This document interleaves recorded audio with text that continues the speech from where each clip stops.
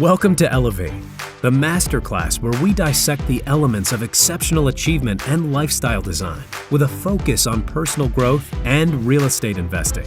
Now, here's your host, Tyler Chesser.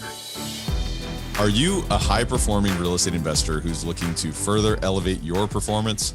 If so, download our free guide, Raising the Bar, 5 Steps to Elevate Your Habits by joining our insider network at elevatepod.com. This guide, created by yours truly, has the power to put your transformation on autopilot and exponentially change your trajectory. Go get your free copy now at elevatepod.com.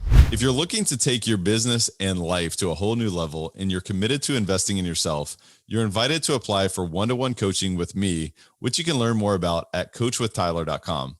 Or sign up for the life-changing Elevate High Performance Coaching Academy, where together with our tribe, you'll learn how to elevate your game, make more money, and have more freedom.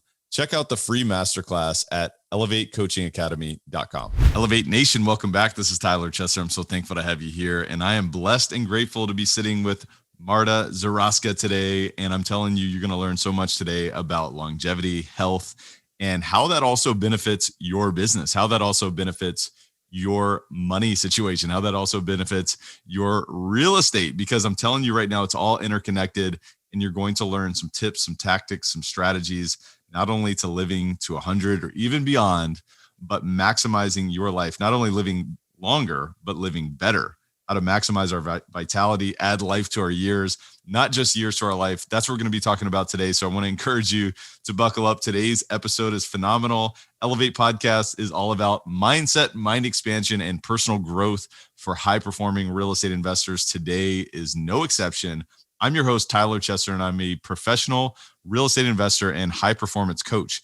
It is my job to decode the stories, habits, and multifaceted expertise of world-class investors and other experts to help you elevate your performance and lifestyle. Are you ready to take it to another level? It is time. Let's raise the bar. And by the way, we're about to dive in here, but before we get started here, I want to encourage you, if you haven't done so already, follow the podcast, subscribe, rate, and review, and tell us, what are you loving about Elevate Podcast? If you have 10 seconds, pause the episode and go do that right now. Also pay it forward, because the fee that we ask is just for you to share this with one person, whether it's a friend, a colleague, a family member, a business associate, a business partner, an employee, you name it. Share this with one person, because that's the fee. That's it. It's 100% free. Otherwise, our business, like yours, is all based on referrals. It's all based on spreading the word.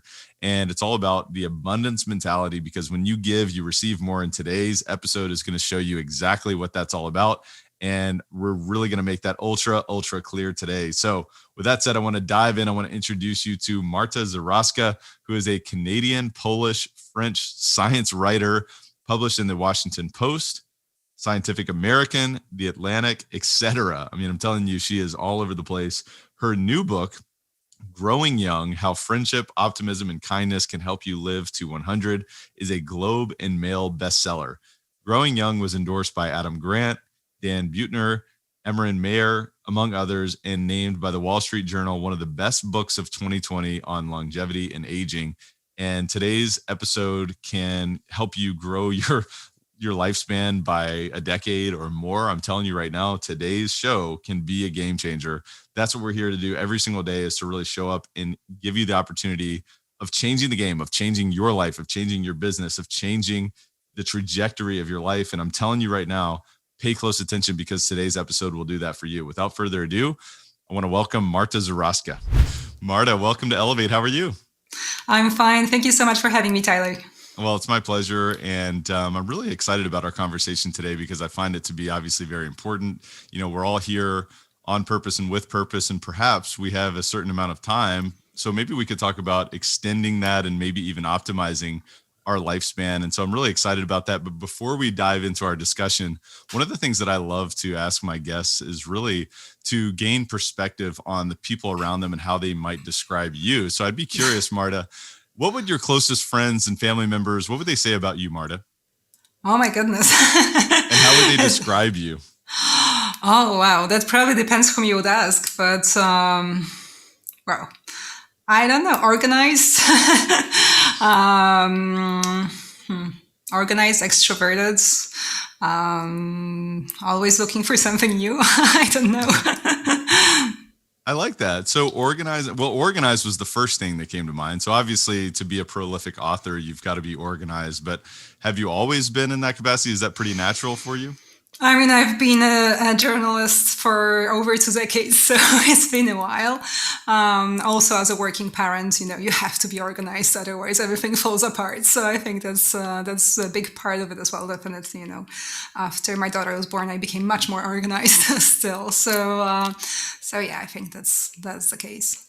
Are there any tips that you would share with folks? And the reason why I'm asking you this in terms of organization is because I almost visualize your life in terms of making organized out of chaos, right? You're organizing out of chaos. So is there any particular approaches or suggestions that you might have for individuals who are listening who say, I'd love to be more organized? I mean, generally, that's also something that touches on my book because I write about conscientiousness, and this is one of the personality traits that's actually very much connected to health and longevity. And just like with other personality traits, it is changeable, and the approach is to change it in small steps, right? So it's a little bit similar to exercise. If you want to start running, if you want to run, 10K or even, half marathon, something like this, you don't start by running 15 kilometers right away. You start a little by little, right? So it's the same with being organized or conscientious. Basically, you start with small things. Maybe you'll start by making your bed every day or by trying to show up 5 minutes early to meetings. So, you can make yourself some kind of challenges every week that's you try to implement. And this is actually something that has been confirmed by research. So there are interventions done like this when people are assigned small challenges to do every single week, and after, let's say, 6 to 8 weeks, you can already see improvements, considerably improvements in how conscientious they are, or extroverted as well. It also works in other personality traits. So conscientiousness, we can already see obviously how that will impact your professional life and even your personal life in many different capacities. But what you're saying is what you found in your research that even impacts your longevity and health. Could you talk a little bit more about that? Yes, so personality is exactly one of those things. I think it was one of the most surprising things I found when I was researching this topic, that exactly things like personality actually impact our health and how long even we live. And conscientiousness is the biggest one. So one of the researchers I've talked with, he actually said that if conscientiousness was a pill, it would be the most powerful drug on the planet. And the reason for that is that on one hand, conscientious people tend to eat healthier, they tend to exercise more, follow doctor's advice, wear seatbelts and stuff like that. But there are also probably direct physiological effects involved as well in how you deal with stress and how you, with cortisol levels in your body, so the stress hormone cortisol levels in your body, with inflammation as well. So people who are more conscientious tend to have lower levels of chronic inflammation. So it definitely impacts our health and longevity. So you get less of those diseases that are connected to inflammation, such as cardiovascular disease or diabetes, for instance. And other personality traits are also important for health. So, for example, neuroticism. So, when you think about this kind of Woody Allen character in the movies, when he's, hypochondriac, always worrying, always anxious. So this kind of personality type is unfortunately negative for health, right? So if people are very neurotic, this is not the best thing for their longevity. But it's also something that is changeable, right? Neuroticism is something that psychotherapists have been targeting in therapy for decades, right? So the same for being extroverted or introverted, although here the effects are much smaller than for conscientiousness or neuroticism. The conscientiousness and neuroticism are the biggest things when it comes to personality and how they connect to health. What's really coming up for me is how you do anything is how you do everything. And it almost, that really relates to the conscientiousness or even neuroticism, and thinking about, well, if you're worrying in one direction, you're more likely to be worrying in all of these different directions. It's more likely to become a habit, and it's, more likely to impact you negatively from a health perspective. Does that resonate with you, Marta? I mean, certainly worrying is one thing, as a habit, right? So it can be part of being neurotic, or just worrying, it's by itself. And I am guilty of worrying. So this is something that is not good for health, right? So there is a lot of research as well showing that, as well as rumination. So rumination is looking at the past and things that happened and thinking over and over how you should have done things differently. Worrying is more future oriented. So you think about things that may go bad in the future, right? So, and they are both not good for your health.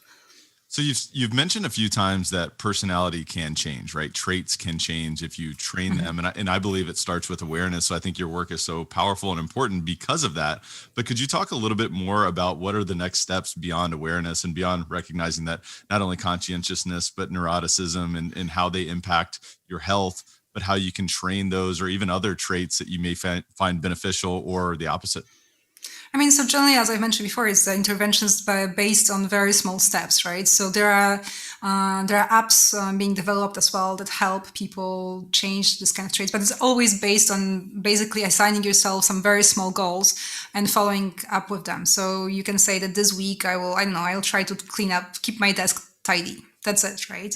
Then next week can be something else. If you're trying to be less neurotic, it can be, trying to refocus the way you think, right? Or things like that. But another thing that's important here is generally sharing your goals with someone else. So having this kind of accountability. So you tell your friends, your family, listen, this is my plan for that week. I'm hoping to do that. And, so that you feel that somebody is also holding you accountable. I love that. I love that. Thank you so much for that. And one thing I'd love to take a step back and really ask you, what is it that fascinates you or has fascinated you so much to really dive so deep and study longevity and anti-aging and so forth? What is it that fascinates you about those capacities? I mean, so generally, I've been writing about health, nutrition, psychology for very, very long time. So these are topics that I've been working on for years. I write for the Washington Post, the Scientific American, and also my first book, it was about why humans are so addicted, why we love meat, and so this is also kind of connected to human evolution, nutrition, culture, and so these are topics I've been studying for years, and also in my personal life, I've been always very much into healthy living and longevity, but in the past I tried to more follow the usual roads, so the exercise, healthy nutrition, things like that.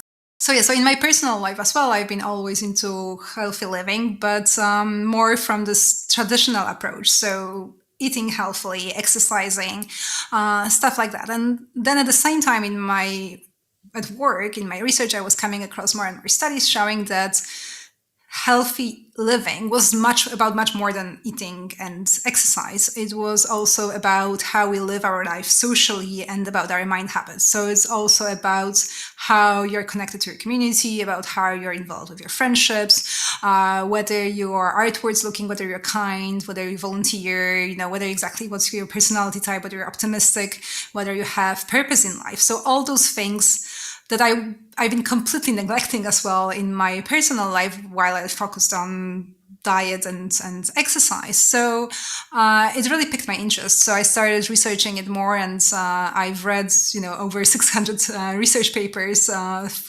write Growing Young, and I think I did also change my personal approach to longevity after that. To see that. It's not just diet and exercise, and on one hand that there is much more to it, but on the other hand that also diet and exercise is much simpler than we tend to think. We overcomplicate healthy eating and exercise, and we go too much into certain things while we completely forget about this other side, the social living, the mind's part of healthy living.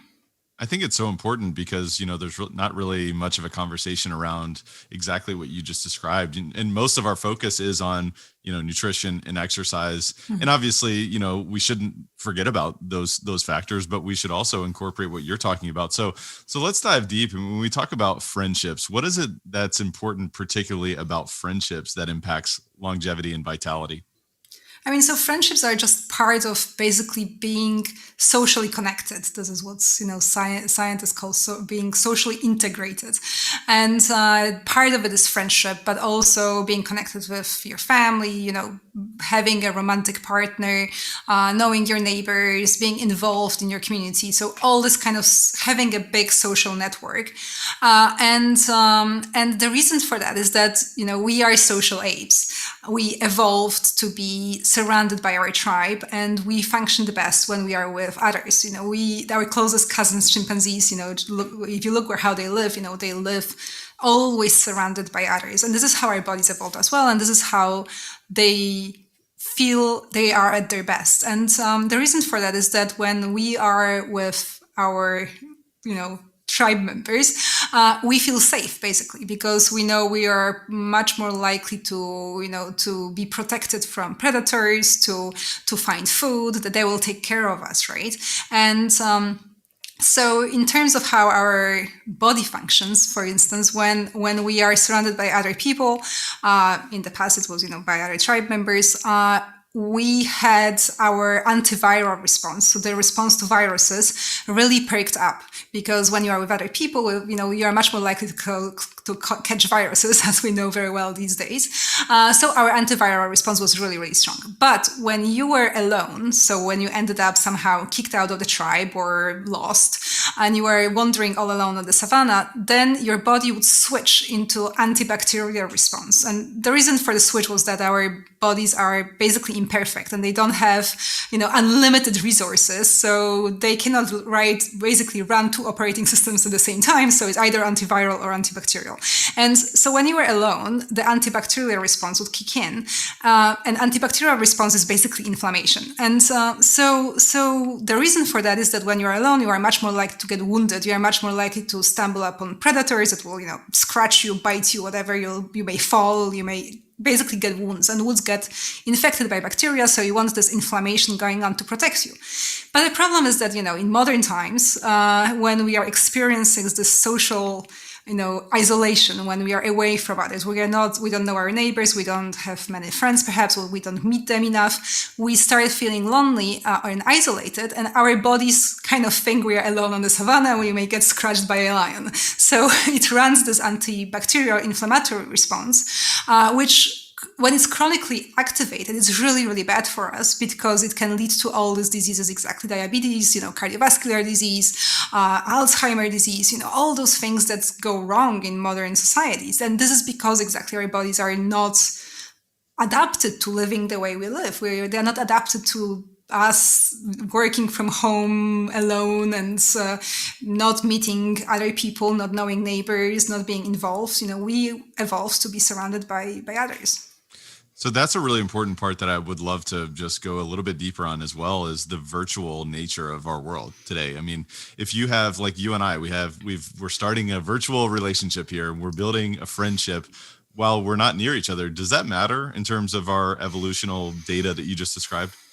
I mean, so there are different levels, you would say, right? So for instance, definitely being in person with others is the best, because there are lots of things happening, on the level of the body when you can actually touch each other, or where you can, for example, exchange microbes. So when people are together with others, we exchange skin bacteria with them, and also our gut microbes in turn.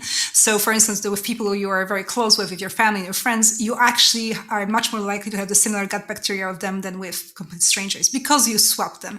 Also, for instance, when you play contact sports, you are exchanging skin microbes as well. So there's a lot of things happening when you're actually in physical contact with others. At the same time, when we touch other people, so when we hug, we hold hands, we even shake hands, we get release of oxytocin, so this kind of so-called love hormone. So there are lots of things happening that that are not happening when you're doing things online. On the other hand, definitely Zoom or Skype, or when you can see people, so video connections are much better than texting, because there is even research showing that hearing another person's voice, for instance, even over the phone, releases more oxytocin, again this love hormone, than when you get exactly the same message over a text message. So there is something from when we see the other person's face, when we hear their voice, when we can look into each other's eyes, another oxytocin booster. So there are gradations, right? So the worst would be the text message, then the phone, then the video message, and then meet in person, right? So That makes sense. No, that's really valuable. And I think about also the other thing that I wanted to go into was quality or quantity or both, right? So is it a matter of quality and quantity, or can you Yeah. go deep and still get the benefits that you're talking about here?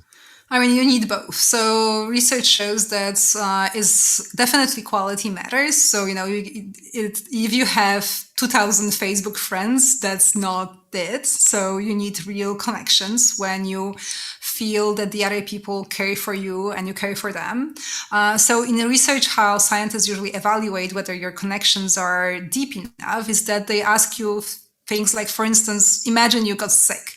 Would there be someone who would take you to the doctor? Would there be someone who would bring you, I don't know, food in the middle of the night if you needed that?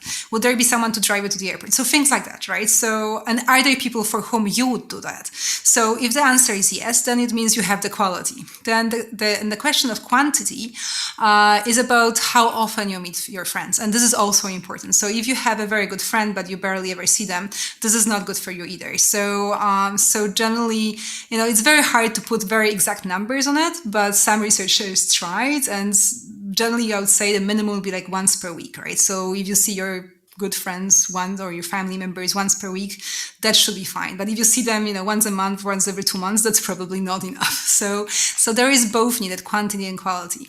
But in terms of, for example, sometimes people ask me about introverts versus extroverts, right? So whether you have to have like lots of these very good friends, or is one enough? So here the answer is much more personal. So if you feel that your needs are met, so if you feel that you really have people who take care of your emotional needs, of your physical needs, bring that soup in the middle of the night, but also listen to your, if you have any problems, that they will listen to you and help you, then it really doesn't matter whether you need one person or maybe 5 people like that. It's quite individual, right? So one person can be perfectly happy with just one very good friend, and another person may need 5 or even 6 really good friends like that, right? But if your number is 0, that's certainly not good.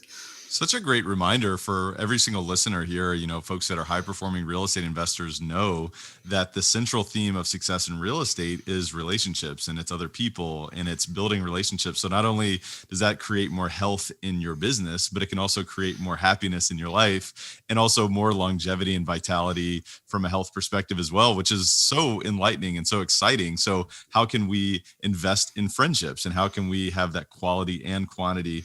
And so thinking about, something else that I find fascinating about your work is you talked about kindness, right? You talk about how kindness, leads to longevity as well. So could you describe the kind of kindness that you really mean by that, and how does that impact your longevity as well? I mean, so as I read in Growing Young, there are lots of different types of being kind, and they all work for your benefit, for your health, and for your longevity. And it's basically about just having this outwards outlook at life. So, thinking about other people, and how you realize that it's less important. So there is plenty of research showing, for instance, that volunteering is really good for health, right? So people who volunteer, they have lower blood pressure, they have lower inflammation levels, they spend 37% less nights in hospitals, for example, than people who don't volunteer. So it's really good for you, right? Then also even donating money works. So there is research showing that monetary donations are good for your health as well. So and then there is just simple, everyday, random kindness. So things like opening doors for strangers, or buying coffee for someone else, or picking litter on your street, letting other people ahead in traffic. Very, very small acts of kindness also work. There was one fascinating research exactly like that, when half of the volunteers were randomized to a group that was exactly to perform this kind of small acts of kindness, like letting people ahead of traffic and stuff like that, and for 6 weeks. And another group was just waitlisted, and when they compared the biomarkers of these groups, they found out that the people who did the kindness intervention, they had a different gene expression related to inflammation. So when they tested their blood, they could see in the white blood cells that their gene expression was different. So it really works. So generally, whenever we are looking how to help, our other tribe members. This is something that's good for our health, because basically, again, we evolved like this. We evolved to be good team players, to be good, apes, and help other apes and look out for each other. And this is how we get rewarded, basically, by being good team players. Hey guys, just a quick word from our sponsor, and we'll be right back to the show. This episode of Elevate is brought to you by CF Capital, and you know how much I love real estate and how it can be a vehicle towards creating any outcome that you want in your life, which is really why we created CF Capital. It's a real estate investment firm that focuses on acquiring and operating multifamily assets that provide stable cash flow, capital appreciation, and a margin of safety for our investors, for our partners, and for the people that we serve. Our team leverages its expertise in acquisitions and management to provide investors like you with superior risk-adjusted returns while placing a premium on preserving capital.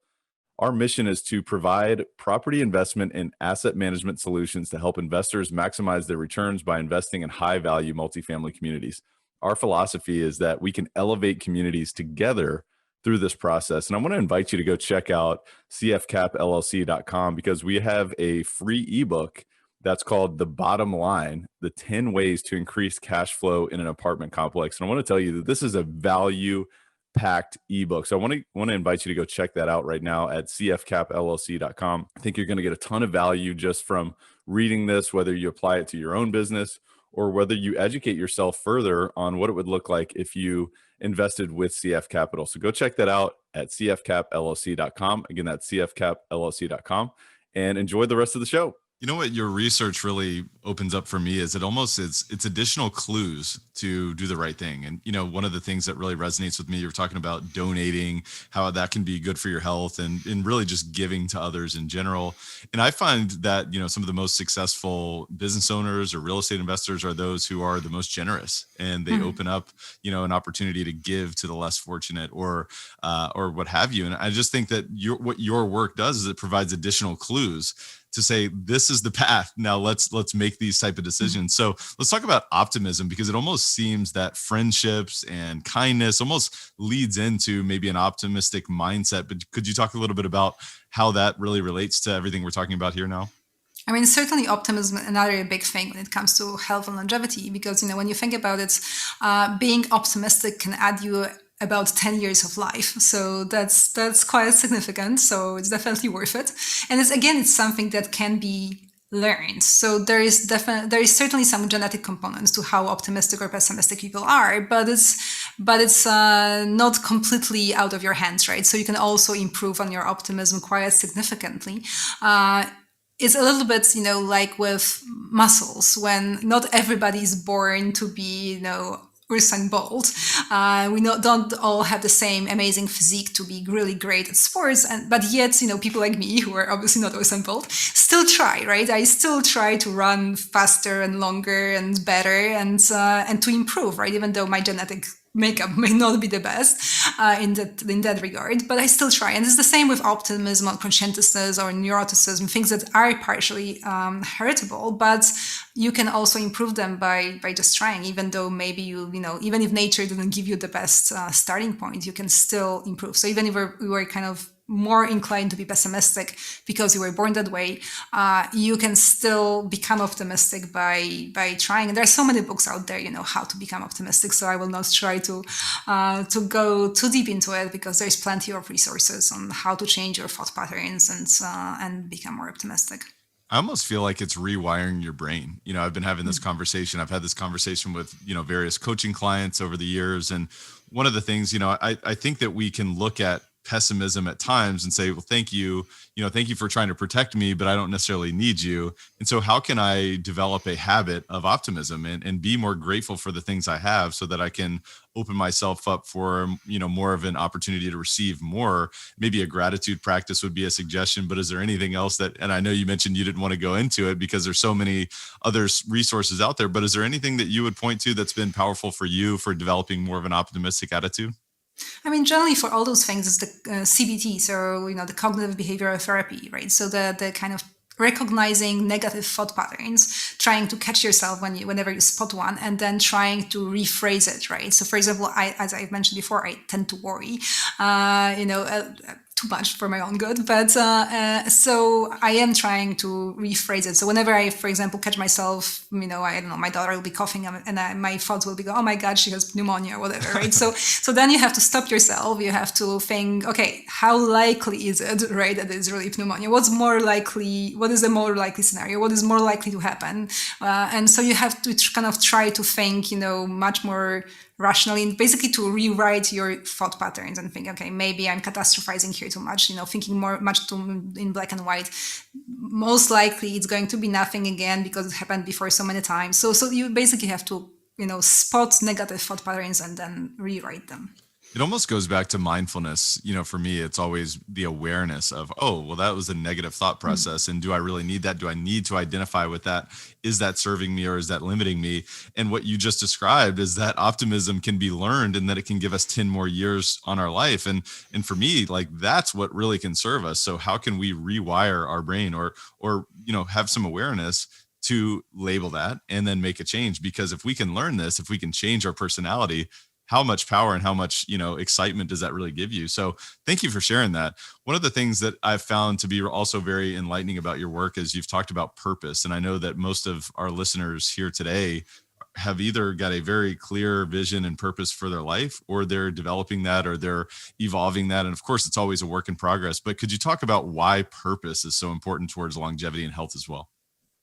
Yeah, so the importance of purpose for health and longevity really became to me clear when I was traveling in Japan for research on growing young, and I was talking to scientists studying longevity and aging in Japan, and what struck me was the difference in what they were talking about. So between them and Western researchers. So generally, when I talked with aging researchers in the West, usually they talked about diet, exercise, the usual suspects. But in Japan, the conversation very, very quickly went to something they call Ikigai, and Ikigai roughly translates to purpose and meaning in life. And it's so recognized as a health indicator in Japan that even the Ministry of Health officially treats Ikigai as, was one of the most important things for healthy and long life. And also when I talk to the really elderly people in Japan, so the 80, 90-year-olds and even 100-year-olds there,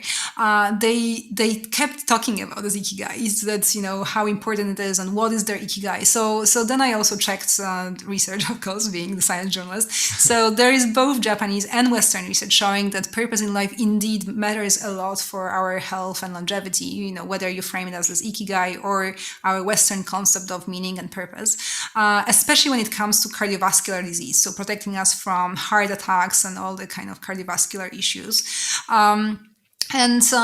And the thing is about purpose in life and Ikigai is that it doesn't really have to be anything grand. Of course, it can be, right? It can be saving the Amazon forest, right? Of course. Great, good for you. But it doesn't have to be either. So it can be something very small. So the centenarians in Japan, they were talking about things like taking care of their grandchildren, for example, or helping out their neighbors. Really, really daily small things, but also things in which they were helping others and contributing to community, basically. So if you find something like this, in which, as the way either big or small, in which you feel that your life contributes to the community, to the life of others, this is exactly the purpose and meaning that we are talking about, and this can really boost your health, especially cardiovascular health. That's so good. And it also reminds me of the multifaceted benefits of everything that you're talking about, because when you think about purpose, like when I'm thinking about a big goal, it reminds me of what Tony Robbins talks about in his RPM, right? What's the result we're after? What's the purpose for obtaining that result? And then what's the massive action plan towards, getting that result? And sometimes your result is maybe it's business oriented, but most of the time your purpose is more outcome oriented, outside of just the business. It's not about just yourself. It's who else am I going to impact? And what does this really mean in the big picture? So I just think that is really exciting, because I think it can allow you to achieve more and also receive more and give more simultaneously. But does that resonate with you, Marta? I mean, it's all extremely interconnected, right? All the things that we're talking about, they are not separate, right? When we're talking about having purpose in life, exactly, it's very much connected to this kindness and volunteering and donating. And when we talk about personality, it's connected to mindfulness. So it's all very much, it all comes together, right? Like generally being out there in the community with other people and being mindful about it. So it's all very much, goes back to the same thing in a way. So you've also, and this one really resonates with me, just this theory and this thought. You have concluded that self-improvement and commitment to growing as a person can also help us grow younger, which is like Elevate Nation's like jumping for joy right now, because that's what we're all about. Could you expand upon this thought? Yeah, so this is basically where the title of the book comes from, growing young. So it's not about, growing young as in a way that your wrinkles will disappear. This is not what I meant. I meant that growing exactly as a person helps us stay young and healthy, right? So growing young. And because when I was thinking about all those topics I was writing about, exactly, kindness, volunteering, optimism, being involved in your community, this is exactly, if you do those things, being mindful, this is something that we consider as growing as a person, right? Becoming more, basically a better human being. And it was kind of very rewarding in a way for me to learn that if we do all those nice things, then you kind of get healthier and live longer, which is kind of awesome way that nature rewards being nice, right? So it's and of course, there will be always people who say, yes, I knew this guy, he was super mean and horrible and hated everybody and he lived to 100, right? But the thing is, there are always exceptions, right? We are talking about probability and risk and statistics here, whereas it's the same, like, there is always somebody as well who knew a granny who smoked 3 packets a day and never had cancer and lived to 100 as well, right? So yes, it can happen. But in general, if you are kind and optimistic and connect in your community, your risk of certain diseases such as exactly cardiovascular disease, cancer, diabetes becomes much lower, and whereas your probability of living long goes up. So even just to show some numbers, when we talk about healthy diet and exercise, these can lower your mortality risk by about 20 to 30%. So mortality risk means basically that within a certain period of time you are that much less likely to die. So that's 20-30%. But when we are talking, for instance, about a happy romantic relationship, that can be even as much as 45%. So, there you had 20-30%, here you have 45%. And it's the same, for example, volunteering is also about 20%. Conscientiousness, depending on the study, between 20 and 40%. So these numbers are at least as big as diet and exercise, and some of them are actually bigger than diet and exercise. So these are not minor things that only impact your health and longevity a little bit. They are really, really big. So probably the only thing that's bigger is not smoking. But, whether if you were to choose, either diet or, being kind, then it's comparable. Of course, it's best to do both. It's best to eat healthy and be kind and connected and so on. But the impacts are very similar. Yeah, it's just remarkably reassuring to know, that the actual studies show that this type of lifestyle can support you in longevity and living a healthier life and living a more fulfilling life at the same time. I mean, I know that's more of your sort of off the radar, there's not research to really measure fulfillment, but I think that's really powerful. And ultimately, all of your findings really, in my opinion, and from my vantage point, they relate to our mindset and how that's interconnected with our body and with others. Is that correct? Am I assuming that correctly? No, absolutely. And, and it is true that, that's all those things that are good for our health, that all those things we're talking about also make you happy, right? So there is the subjective well-being, that researchers measure. And yes, it's true, if you're kind and connected, you have friends and you are happily, you have a good romantic relationship, yes, you'll be happier as well. So it all kind of, it's all connected, and you'll be happier, you'll live longer, you'll be healthier. In a way, at the same time, no amount of broccoli will make you, particularly happy. I mean, it will make you healthy, but it will not necessarily make you extremely happy and satisfied with your life, right? So these things are very, very much connected. And it's ultimately supporting your mindset, right? And the mind is creating the results that we're talking about in many capacities. Am I understanding that correctly, Marta? It is. It's so yes, it's how our minds are connected with our bodies, right? There are so many ways in which our minds and bodies are, our minds are part of our bodies, but how it's all interconnected, right? So I mentioned before this immune response and, the antiviral, antibacterial response, but there are also these hormones. I mentioned oxytocin, but we have other hormones like serotonin, vasopressin, endorphins that connect, the way we live our lives mentally and socially and how our bodies function. Because on one hand, for instance, endorphins make you trust other people more, they make you feel more connected, but they also are, for example, natural painkillers. So they make you basically experience less pain. Serotonin also makes you feel more connected to other people. At the same time, it has effects on your liver. Oxytocin is the love hormone, but also promotes bone growth and prevents inflammation. So all those things, act in all these different ways, and they're all interconnected as well. You also have the gut microbes I mentioned before, which we exchange with other people, but also which play an important role in connecting our minds and bodies because they affect our feelings and emotions, and our feelings and emotions affect our gut microbes as well. So it's all kind of, going all ways, and also those social hormones are impacting our gut microbes. Everything is interconnected and working together to make, either for your benefit or for your detriment. So with the amount of research that you've done, you mentioned digging into 600 research papers and, diving so deep, is there any statistics or any, facts that you found that were utterly surprising to you? I'm just curious. There are so many of them, there's a whole book out there with it. But I think for me, the biggest was exactly this research that showed, I've already mentioned it, right? So that's for instance, a happy marriage or happy romantic relationship, committed romantic relationship is in a way more important to your health, better for your health than even the best Mediterranean diets. Because, I said before, a happy romantic relationship can lower your mortality risk by 45%, and Mediterranean diet is just 21%. So this is really something that showed me how important those things are and how we don't really talk about it. We spend so much time chasing the perfect, miracle foods and supplements and this, exercise regimes. And at the same time, we really don't talk about how much friendship or family can impact our health.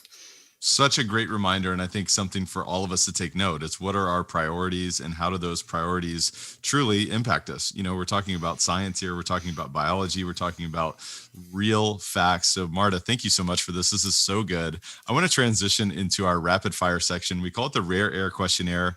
What we've talked about today is odd. It's uncommon. It's different. And it's rare, and it's because of your commitment to understanding more about what is going to allow us to step into longevity, what is going to allow us to impact our world, what is going to allow us to create more impact and more meaning with the lives that we have and extend that and even enjoy the benefits of that. So thank you for all of that. But I want to extend our conversation here just a bit and talk a little bit about you. I'd love to know just a few things in being an author, being a journalist. Obviously, with the beautiful bookshelf behind you, I'm been excited to ask you this question for the entirety of our conversation. If anybody's watching on YouTube, you can see this beautiful, very conscientiously placed bookshelf behind you.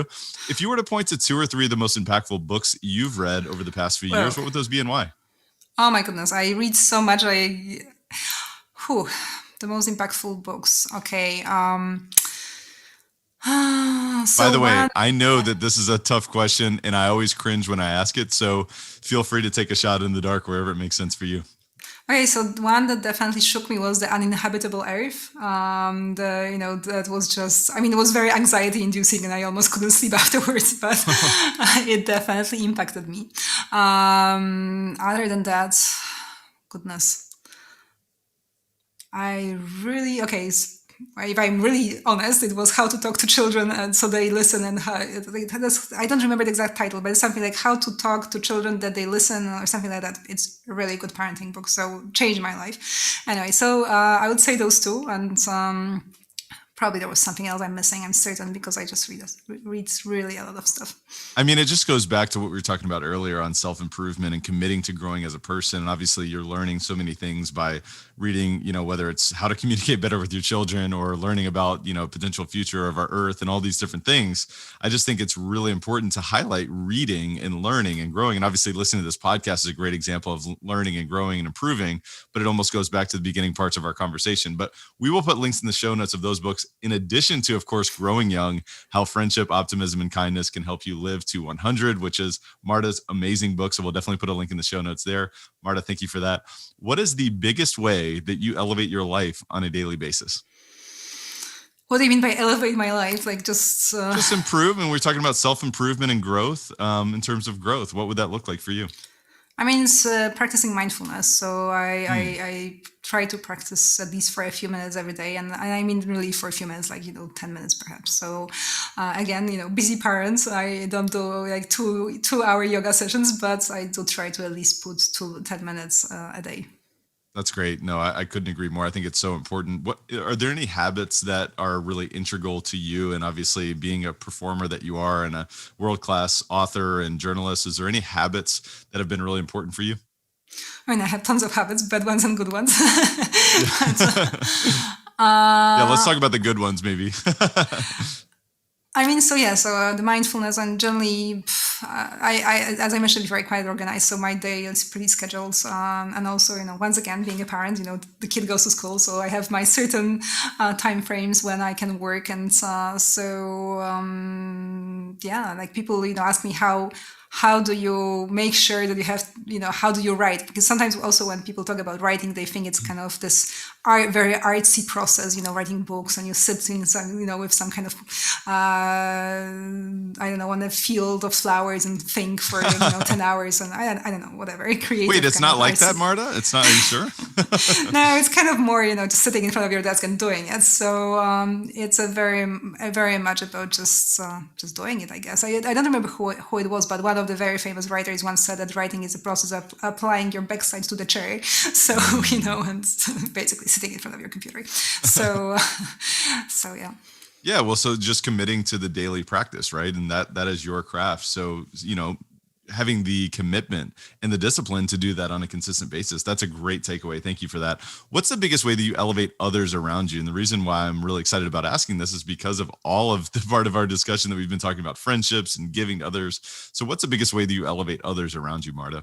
I mean, so generally, I think as a family, we're trying to be very much involved in our community. So we are very lucky that we live in a very small French village where the community is extremely, extremely strong. So we know most of our neighbors, and we really, do stuff together and know each other well. But we also try to be, and I'm trying to teach my daughter that as well, to be kind and help others. So, if somebody's sick, to bring them food, or pick up trash in the neighborhood. Just be really involved and help each other out. Well, you've helped us out today, and you've really, given us so much to think about and so much to apply. And really, this is a lifestyle, what we've talked about today. This is about creating a life. This is about creating a new perspective and stepping into that, because you can give and you can receive at the same time. Marta, thank you so much. Is there any parting thoughts or words of wisdom that you'd share with Elevate Nation today? Wow, no, I think we really covered a lot here. So I think, I think that the important part is just to start looking at longevity and health as something bigger than just diet and exercise. I think we as a society became too over-focused on this kind of minutiae of diet, and really looking at, how many grams of this kind of little micronutrient you're ingesting, and this special miracle berry that's found only in, Central Africa, whatever. We just are much too into the small things, and we should really look at the bigger picture and also see, healthy living as something in a way simpler, but also bigger. That's so good. That's so good. Marta Zaraska, thank you so much for giving to us today. Thank you so much for all the insights. I really, really appreciate you. I want to point Elevate Nation to growingyoungthebook.com. Of course, that's where you can find the book, and you'll be able to find Marta Zaraska on social media across the board. We'll put links in the show notes, of course, where you can find the book, where you can find her online. But Marta, is there anywhere else where Elevate Nation can find you and learn more about you?